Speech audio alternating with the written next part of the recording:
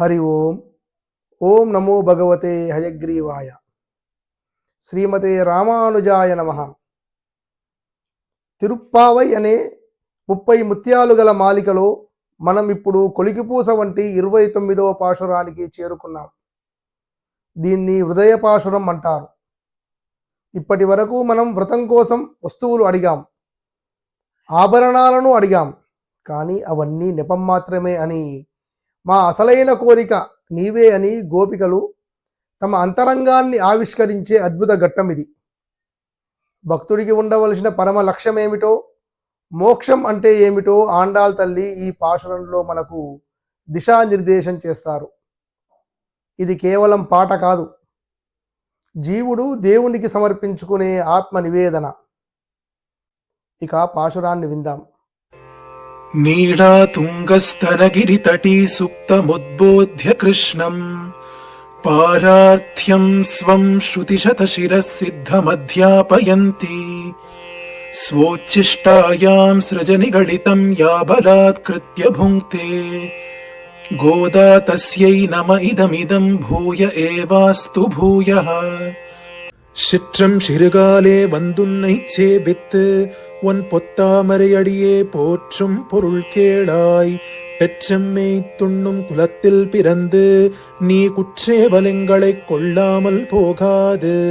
இற்றைப் பறை கொள்வான் அன்று காண் கோவிந்தா, எற்றக்கும் ஏழேழ் பிறவிக்கும் உந்தன்னோடுற்றோமே யாவோம் உனக்கே நாம் ஆட்செய்வோம்.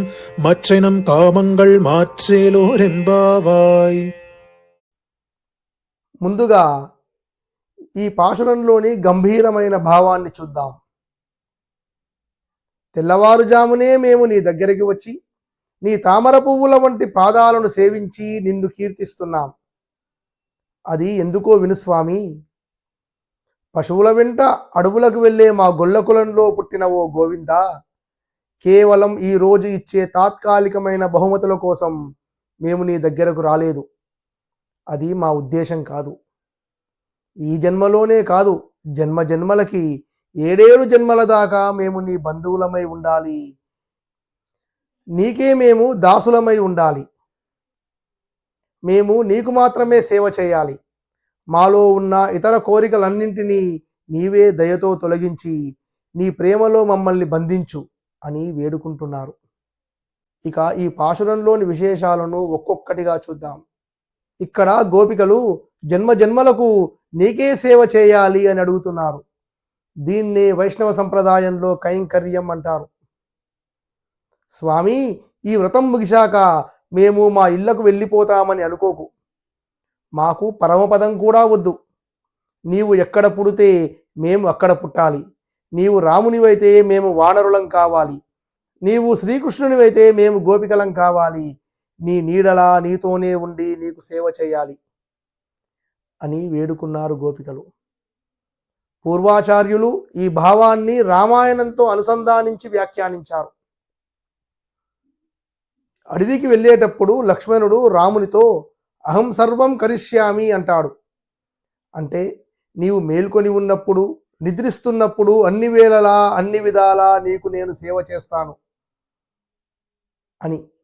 రాముడు అడవిలో నిద్రిస్తుంటే లక్ష్మణుడు 14 ఏళ్ల పాటు నిద్ర లేకుండా కాపలా కాశాడు. ఆ నిరంతర సేవనే గోపికలు ఇక్కడ కోరుకుంటున్నారు. లక్ష్మణుని లాంటి కైంకర్య భావన కలియుగంలో ఆండాళ్ తల్లి తండ్రి గారైన విష్ణుచిత్తులు పెరియాళ్వార్లో ఎలా ఉందో శ్రీకృష్ణదేవరాయలు ఆముక్తమాల్యదలో అద్భుతంగా వర్ణించారు. పాండ్యరాజు సభలో వాదించి మతస్థాపన చేయమని భగవంతుడు ఆదేశించినప్పుడు ఆయన పాండిత్య ప్రదర్శన కంటే స్వామి సేవకే ప్రాధాన్యమిస్తూ ఇలా అంటాడు. స్వామి, నీ గుడిని ఊడ్చమంటావా? నీ అభిషేకానికి నీళ్లు మోసుకురమ్మంటావా? నీ పల్లకీని భుజాన వేసుకొని మోయమంటావా? నీకు అలంకరించడానికి పూలమాలలు అల్లమంటావా? నీ ఊరేగింపు ముందు దీపం పట్టుకొని నడవమంటావా? వీటన్నింటికీ నేను సిద్ధం. కానీ ఈ పాండిత్య ప్రదర్శన, తర్క వితర్కాలు నాకెందుకు తండ్రి అని వేడుకుంటాడు. అంటే లక్ష్మణుని నుండి విష్ణుచిత్తుల వరకు భక్తులందరూ కోరుకున్నది ఆ భగవంతుని పరిచర్య మాత్రమే. గోపికలు ఈ పాశురంలో అడుగుతున్నది కూడా అటువంటి నిస్వార్థమైన అహంకారం లేని కైంకర్యాన్ని మాత్రమే. దేవునికి సేవ చేయడమే జీవునికి అసలైన ఆనందం, అదే అసలైన స్వేచ్ఛ. ఈ పాశురంలోని అత్యంత కీలకమైన భాగం, మాలోని ఇతర కోరికలన్నీ నీవే తొలగించు. మన మనసు ఒక ప్రవాహం లాంటిది. అది ఎప్పుడూ లోక సంబంధమైన వస్తువుల మీదకు, ఇతర ఆకర్షణల మీదకు వెళ్తూ ఉంటుంది. గోపికలు అంటున్నారు, స్వామి, మా మనసు మా మాట వినడం లేదు. అది నీ మీద కంటే లోకం మీదకే ఎక్కువగా వెళ్తుంది. ఆ అన్య కోరికలను తొలగించే శక్తి మాకు లేదు. నీవే ఆ కోరికలను తొలగించి మా మనస్సును నీ వైపు మళ్లించుకో అని. రామాయణ యుద్ధం ముగిశాక రాముడు హనుమంతునితో నీకేం కావాలో కోరుకో అంటాడు. హనుమంతుడు ఏమడిగాడో తెలుసా? స్వామి, నీ మీద నాకున్న భక్తి ఎప్పటికీ తగ్గకూడదు. నా ప్రాణం ఉన్నంతకాలం నీ నామస్మరణలోనే ఉండాలి. లోకంలో దేన్ని కోరుకోకుండా కేవలం భగవంతుని మీద భక్తిని మాత్రమే కోరుకున్న ఆ హనుమంతుని నిష్టనే ఇక్కడ ఆండాళ్ తల్లి మనకు నేర్పుతున్నారు. ఈ పాశురంలో మళ్ళీ గోవిందా అనే నామాన్ని వాడారు. గోవర్ధన పర్వతాన్ని ఎత్తి గోవులను కాపాడినందుకు ఆయనకు ఈ పేరు వచ్చింది.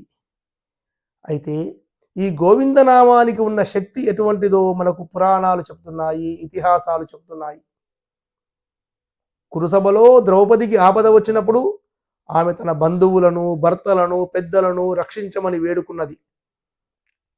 కానీ ఎవరూ ముందుకు రాలేదు. చివరకు ఆమె తన 2 చేతులు ఎత్తి గోవింద ద్వారకావాసిన్ అని ఆర్తితో పిలిచింది. ఆ క్షణంలో ఆమె పిలిచింది ఆ ఒక్క నామంతోనే. ఆ గోవింద నామమే అక్షయమైన వస్త్రాలను ప్రసాదించి ఆమె మానాన్ని కాపాడింది. తర్వాత కృష్ణుడు ఏమన్నాడో తెలుసా? ద్రౌపది నన్ను గోవిందా అని పిలిచినప్పుడు నేను దూరంగా ఉన్నాను. ఆ పిలుపుకి నేను పడ్డ రుణం ఇప్పటికీ తీరలేదు అని భావించాడట.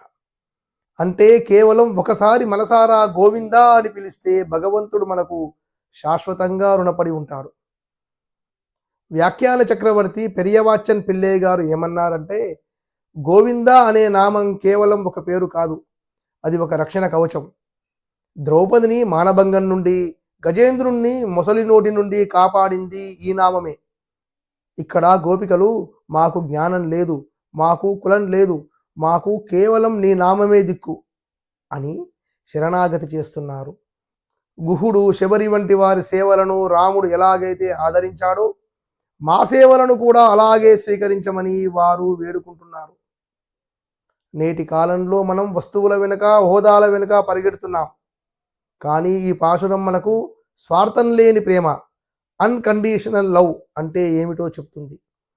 మనం చేసే ఉద్యోగం కావచ్చు, వ్యాపారం కావచ్చు, దాన్ని నేను చేస్తున్నాను అనే అహంకార భావంతో కాకుండా ఇది భగవంతుడు నాకిచ్చిన సేవ, కైంకర్యం అని భావిస్తే మనకు ఒత్తిడి ఉండదు.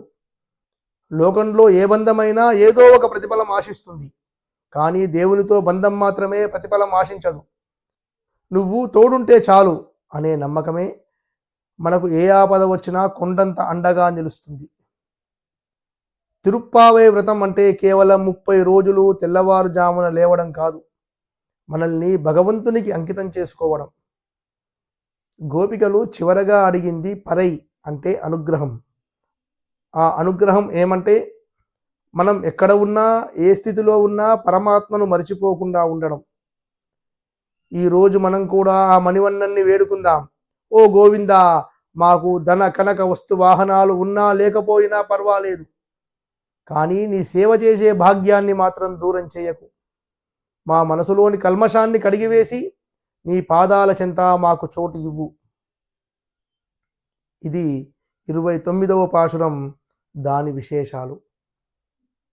ఇక చివరిది 30వ పాశురంలో ఆండాళ్ తల్లి ఈ వ్రతాన్ని సంపూర్ణం చేసి ఈ 30 పాశురాలు చదివిన వారికి, ఆ కథలు విన్నవారికి కలిగే అద్భుతమైన ఫలితాన్ని వివరిస్తారు. రేపు ఆ 30వ పాశురంతో ధనుర్మాస వ్రతాన్ని సుసంపన్నం చేసుకుందాం. ఆండాళ్ దివ్య తిరువడిగలే శరణం.